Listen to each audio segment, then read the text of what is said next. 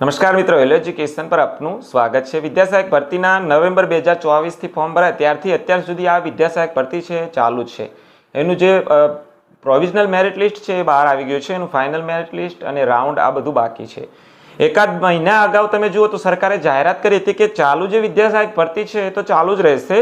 આ સિવાય જે કચ્છના આગેવાનો છે એમને વારંવાર રજૂઆતો કરી હતી કે કચ્છમાં જે શિક્ષકો છે એ ટકી રહેતા નથી, એટલે મીન્સ કે બદલી કરાવી દે છે, તો આના લીધે જે કચ્છનું શિક્ષણ છે એ કથળી પડે છે।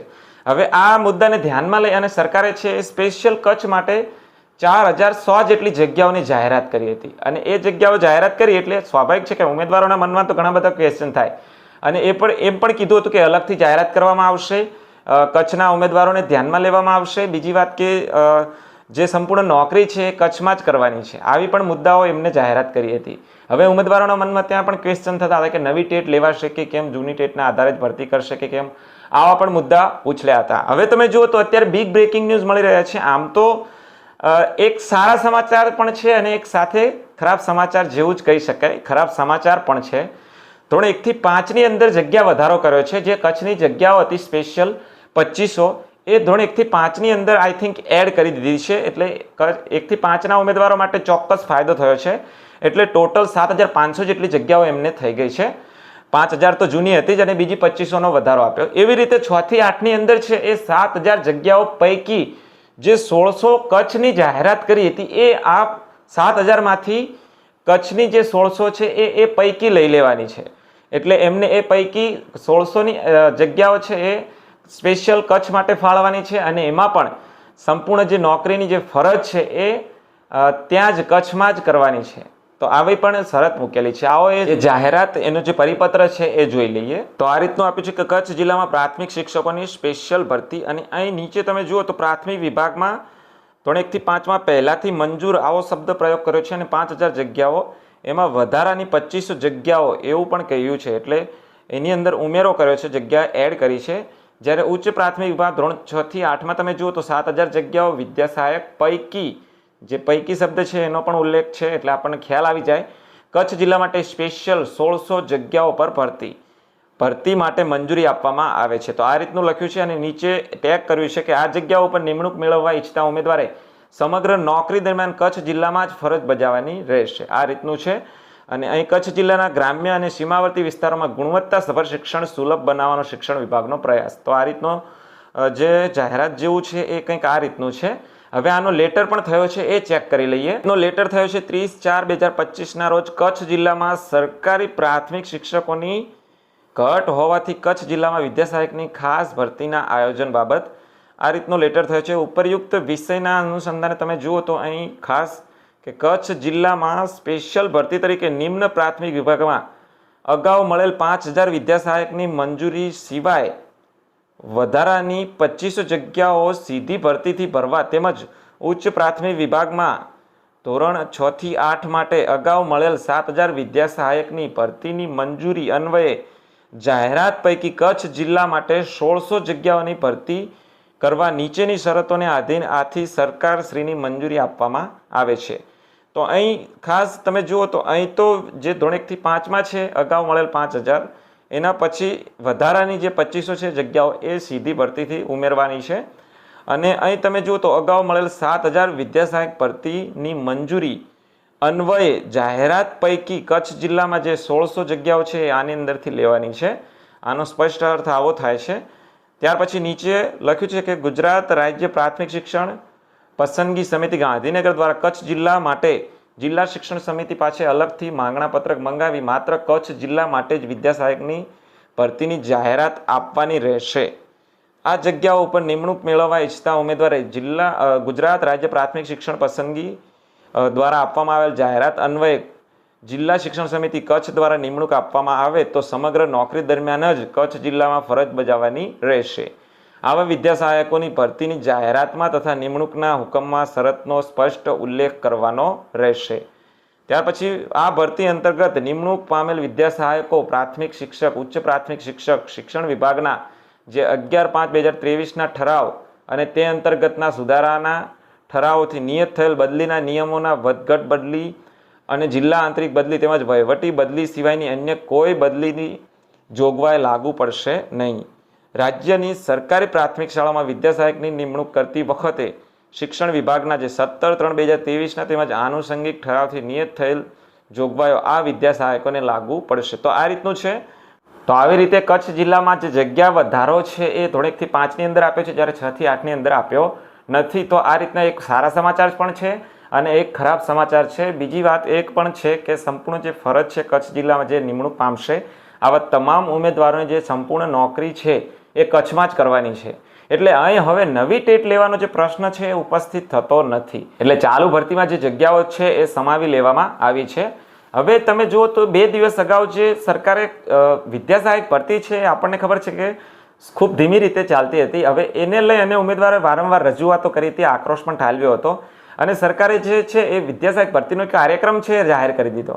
હવે જેવો કાર્યક્રમ જાહેર કરી દીધો એટલે ઘણા બધા ઉમેદવારો, મેં લાસ્ટ વિડીયો બનાવ્યો છે એની અંદર કમેન્ટ્સો પણ ખૂબ આવી છે કે ક્રમિક ભરતીનો હેતુનું શું, કેમ કે સરકારે ક્રમિક ભરતી જ થશે આનો આગ્રહ રાખ્યો હતો અને ઉમેદવારો એ પણ ક્રમિક ભરતીનો આગ્રહ રાખ્યો હતો.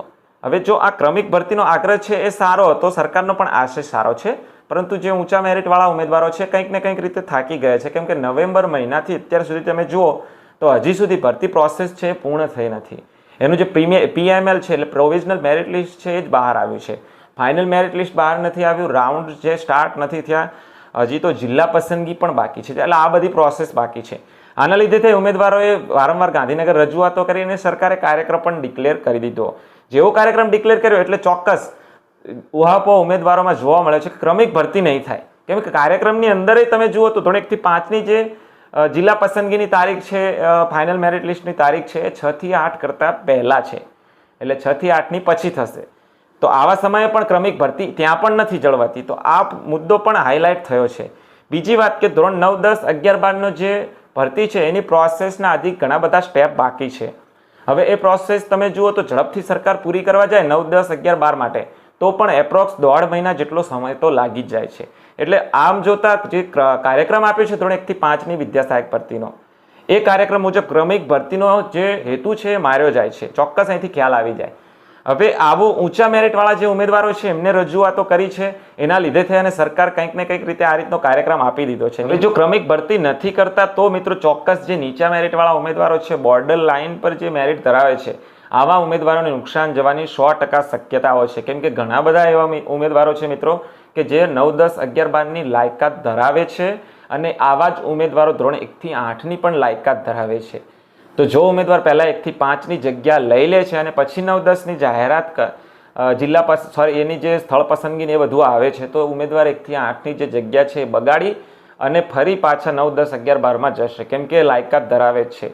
આવો હું નહીં, કોઈ પણ વ્યક્તિ હોય તો આવું કરે જ, કેમ કે નોકરી સારી કઈ છે, વતનની નજીક કઈ છે, આવો ઉમેદવાર ધ્યાનમાં રાખી અને જગ્યા લેતા હોય છે. તો ધોરણ 1 થી 8ની જગ્યા અહીં બગડવાની સંભાવના રહેલી છે. જો એ જગ્યા બગડે છે તો પછી નીચા મેરિટવાળા ઉમેદવારોને નુકસાન 100% જશે. હવે ઊંચા મેરિટવાળા ઉમેદવારોને મનમાં એમ પણ થતું હોય કે જો આ રીતની જગ્યા ખાલી પડે છે તો એ જગ્યાઓ વેઇટિંગ લિસ્ટમાં ભરી દેશે. આમાં શું ક્વેશ્ચન છે મિત્રો?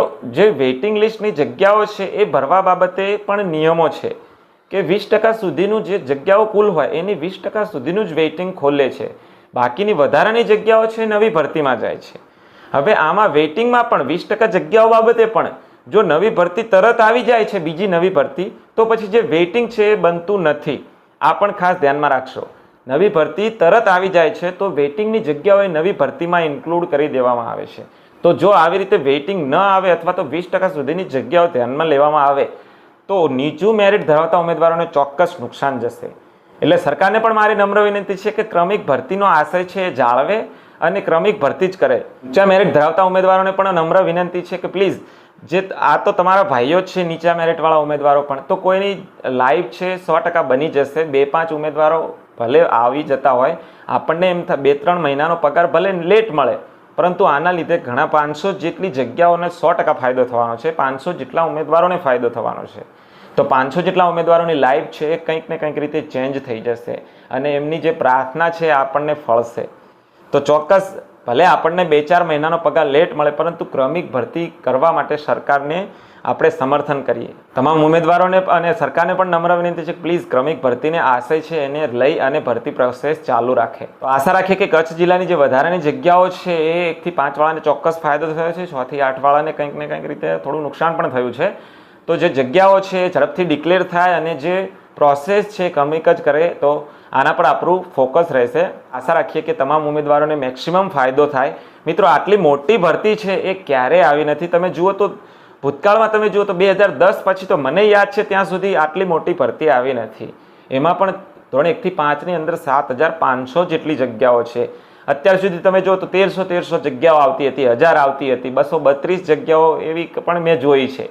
એટલે અને પાછું એમાંય સામાન્ય ઘટ ને આવી કંટાળાજનક જે જગ્યાઓ છે એ આવતી હતી.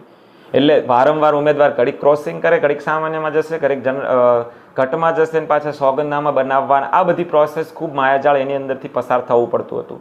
તો આટલી મોટી ભરતી છે મિત્રો, શાંતિપૂર્ણ રીતે માહોલમાં પતી જાય એવી આશા રાખીએ છીએ. ક્રમિક ભરતી જ થાય આવું જ તમામ ઉમેદવારો ઠાની લો અને સરકારને પણ રજૂઆત કરો કે આ રીતની જ ભરતી કરે તો મેક્સિમમ ઉમેદવારોને છે આ ભરતીનો લાભ મળે. આજના વિડીયો બસ આટલું જ જોવાનું છે મિત્રો. વિદ્યાસહાયક ભરતીના A to Z જે વિડીયો છે મારા વિડીયોના ડિસ્ક્રિપ્શનમાં તમને મળી જશે. ચેનલ પર નવા હોય તો ચેનલને સબસ્ક્રાઇબ કરી દેશો. વિડીયો સારો લાગે તો તમામ મિત્રો સુધી અવશ્ય શેર કરશો.